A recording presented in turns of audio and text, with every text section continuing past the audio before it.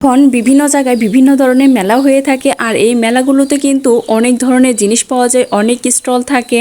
আর মেলাতে গেলে কিন্তু এক একটা স্টল থেকে এক এক রকমের জিনিস দেখতে পাওয়া যায়, কিনতে পাওয়া যায়, এত বেশি ঘোরাঘুরি করতে হয় না।